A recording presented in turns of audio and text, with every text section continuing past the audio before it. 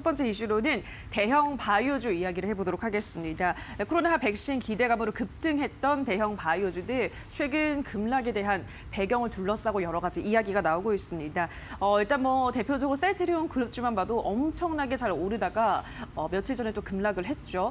이외에도 삼성 바이오로직스 이러한 종목들 이제 전문가는 이게 단기 조정이냐 아니면 장기로 갈 것이냐를 두고 이제 투자자들의 촉각이 곤두세워져 있는데 어떻게 보세요, 정말 단기일까요, 장기일까요? 저는 제 개인적인 생각은 결론부터 말씀드리면 단기 조정이라고 생각합니다. 저는 더 갈 수 있다고 보고 있고요. 사실 셀트리온이 지금 이제 상승하는 이유, 셀트리온 그룹주가 상승하는 이유는 크게 두 개죠. 이제 치료제 연내 이제 조건부 승인이 나서 이제 유통이 되는 것과 이제 합병에 대한 그런 이슈로 합병 비율 때문에 이제 셀트리온 헬스케어나 이제 제약이 시가총액을 좀 키높이 맞춰야 되는 그런 부분들에 대한 얘기들이 나오면서 사실은 이제 두 가지 이슈가 좀 혼합적으로 되면서 좀 급등을 했고 또 추가적으로 붙이다면은 또 이제 공장 증설에 대한 부분들 이제 삼성바이오로직스랑 이제 셀트리온이 이제 증설을 하면서 이제 생산 캐파를 좀 늘리려고 하고 있잖아요. 그런 부분들에서 이제 수요가 늘어나는 이런 것까지 견눌려서 이제 좀 주가가 많이 상승을 했는데 사실 주가가 계속 이렇게까지 고공행진을 하면은 사실 좀 불안할 수가 있어요. 왜냐하면 지수도 굉장히 높은 상황이고 한 번씩 이제 외국인들이 좀 많이 매도를 하게 됐을 때 고점에서 사실 이제 좀 주가가 눌리기 시작하면은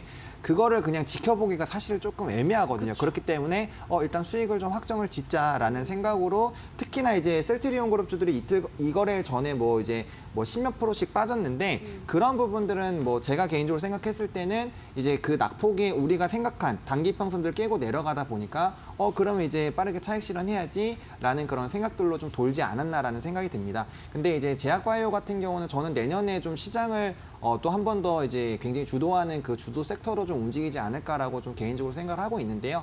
일단 CMO 관련된 부분에서는 이제 백신이 유통이 되게 됐을 때 삼바는 전 세계 1위고 이제 셀트리온도 굉장히 많은 캐파를 좀 가지고 있기 때문에 그런 CMO 관련돼서 굉장히 좀 크게 매출이 좀 발생할 수 있는 부분들이 있고요. 그다음에 이제 각 바이오 어떤 대형주에 따라 좀 다를 수가 있지만 결과적으로 바이오 시밀러에 대한 이런 기대감들도 있습니다. 셀트리온만 보더라도 이제 트룩시마, 램시마, 허주마 관련된 부분에서 여전히 굉장히 견조하게 비중 좀 늘려나가고 있고 특히나 미국에서도 이제 비중이 늘려나가고 있으면서 안정적으로 좀 매출이 많이 나오고 있고 램시마 SC 관련된 부분에서 좀 잘 진행이 되고 있고 또 이제 최근에 한미약품이나 이런 유한양행 같은 R&D 투자를 굉장히 많이 하는 종목군들 좀 시세가 나왔었는데 그런 것들이 이제 아무래도 좀 기대가 되는 거죠. 파이프라인에 대한 기대감들 그거를 통해서 이제 JP모건 헬스케어 컨퍼런스에서 또 이제 라이센싱 아웃이 나올 수도 있고요.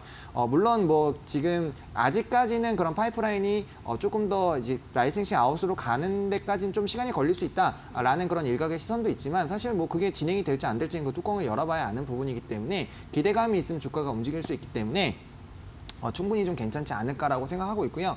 특히나 셀트리온 그룹주들이 치료제가 이제 조건부 승인돼서 만약에 지금 이제 연내 유통이 좀 목표이긴 한데 그게 만약에 진행이 된다라면은 당연히 주가는 엄청나게 상승을 할 것이고 셀트리온 그룹주들이 움직이기 시작하면은 따라서 이제 기대감이 있는 종목군들 따라서 움직일 수 있거든요. 최근에 셀트리온 움직였을 때 제넥신이나 신풍이나 신풍은 좀 특이하기 때문에 좀 논외로 치더라도 다른 치료제 관련된 종목군들 좀 반등이 많이 나왔었거든요. 종근당도 마찬가지고요. 그래서 이제 그런 쪽으로 좀 보신다면은 아직은 끝나지 않았고 저는 개인적으로 단기적인 좀 조정, 눌림목이라고 좀 보시면 좋을 것 같고요. 만약에 좀 끝났다라고 했으면 사실 그 아랫라인 때까지 바로 빠졌어야 됩니다. 셀트리온으로 좀 말씀을 드리면 사실 조정이 이제 아래 꼬리로 나오긴 나왔지만 이게 그냥 꼬리로 나오는 게 아니라 사실 캔들 자체로 좀 빠졌어야 됐거든요.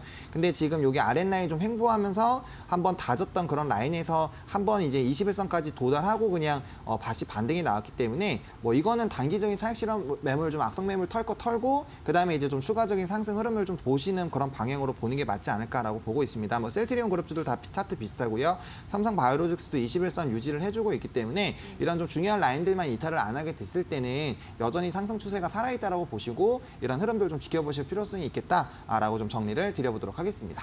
네, 이번에 조정은 단기 조정에 그칠 것이다. 내년에는 더 좋아질 것이다라는 긍정적인 대형 바이오주에 대한 전망 제시하셨습니다. 참고하시기 바라고요. 다음 이슈 가보도록 하겠습니다. 최근 미국이 화웨이의 5 장비를 쓰는 국가에는 미군 파견을 재고한다는 조항을 국방 수권 법안에 포함을 시키면서 우리나라 5G 관련주들이 반사 이익을 최근에 받으면서 잘 올라가고 있습니다. 5G 관련주는 그 이전에 또 기간 조정을 받으면서 많이 떨어지기도 했는데 요즘 다시 올라오고 있잖아요, 전문가님. 지금 구간 어떻게 보세요?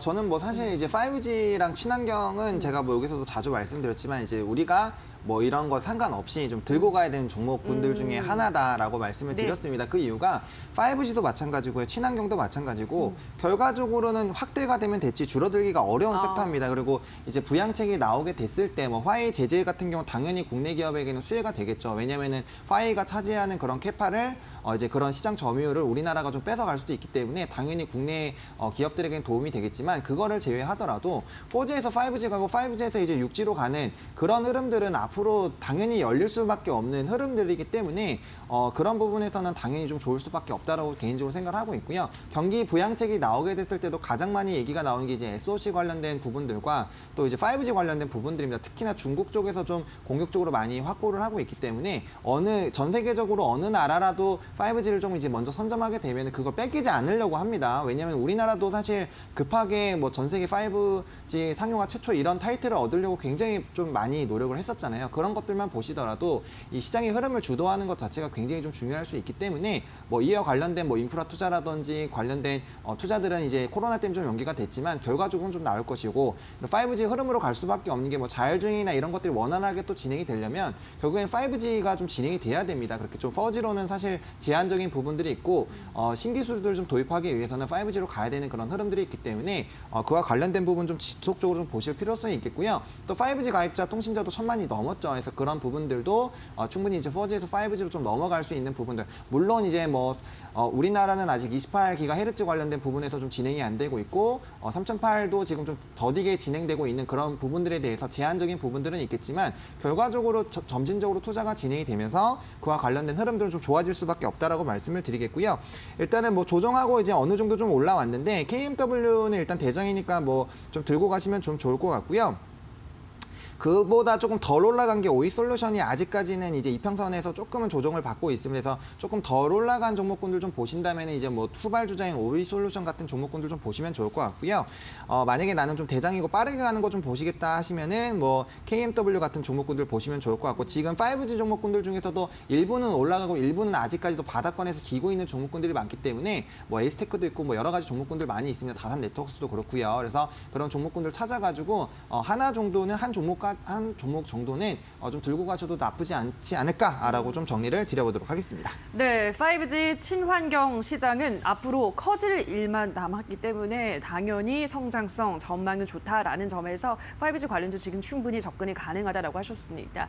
이제 다시 한번 또 바닥을 다지고 올라오고 있는 구간이기 때문에 여전히 덜 올라간 종목들 찾아보시면 뭐 말씀드렸던 솔리드, 오이솔루션 이런 종목들 체크를 해보시면서 5G 관련주 체크를 해보시기 바랍니다.